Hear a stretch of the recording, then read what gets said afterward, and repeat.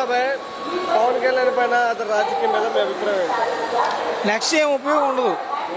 ఇప్పుడు మహామహావాళ్ళే ఎంతమంది చిరంజీవి ఎలా అయిపోయాడు, చిరంజీవి సేమ్ ఇది కూడా పొజిషన్ అంతే. డిప్యూటీ సీఎం అయిన తర్వాత ఆయన వచ్చిన తర్వాత కనిపించిన మార్పు ఏమైనా ఉందా? డిప్యూటీ సీఎం అయిన తర్వాత ఇప్పుడు ఏదో మొన్న ఏదో ప్రాబ్లం వచ్చింది అన్నాడు, హైదరాబాద్లో కూర్చున్నాడు. ఇదంతా గ్యాంబ్లింగ్ సెషన్ అని చెప్పి అర్థమైపోయింది మాకు. అది ఇప్పుడు అదే జరుగుతుంది. తెలంగాణలో కూడా నాయకులు వివిధ రకాల కామెంట్స్ చేస్తున్నారు ఆయన మీద. అవును, చేస్తారు. ఎందుకనంటే ఇప్పుడు చంద్రబాబు నాయుడు వెంటనే అర్థమైపోయింది, అవసరాన్ని వాడుకోవడం తర్వాత లెక్క చేయడం చెప్పారు. అందుకే స్థానిక ఎలక్షన్స్ కూడా ఆపేసింది. అందుకే సభ పెట్టడానికి కూడా పర్మిషన్ ఇవ్వలేదు పవన్ కళ్యాణ్ తెలంగాణ. ఎవరు లెక్కలు వేరుగా ఉన్నాయి, ఇవన్నీ అందరికీ తెలుసు. అన్ని రాజకీయ నాయకులు కూడా తెలుసు. కవిత గారు కూడా ముందు మీ రాజధానిలో నీళ్లు రాకుండా చూసుకోండి అనే కామెంట్ చేశారు. కవితనా? కవిత చంద్రబాబు నాయుడు రివర్స్లోకి వస్తుందిగా. అది కూడా అన్నది.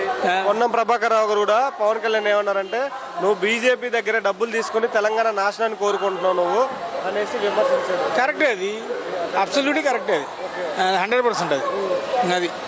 పేపర్ మేము చూడమని పేపర్ చూస్తాం, ఖాళీ టైంలో పేపర్ చూస్తాం, అన్ని కొనాలని మేము అబ్జర్వేషన్ చేస్తుంటాం. రేషన్ కార్డు పోయిందని మా పరిస్థితి ఏంటి? ఎవరిని అడుగుతాం మేము? ఎందుకు రేషన్ కార్డు తీస్తారు? మీరు ఎందుకు క్యాన్సిల్ చేశారు? అవును, తీసేయాలి.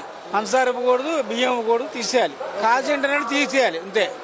ఏమీ లేదు, మేమేం అడగం, ఆ కోరికలు మేమేం అడగం, మాకు అవసరంలా. మేము అలానే బతకగలుగుతాం, అందరూ అలా బతకలేరుగా.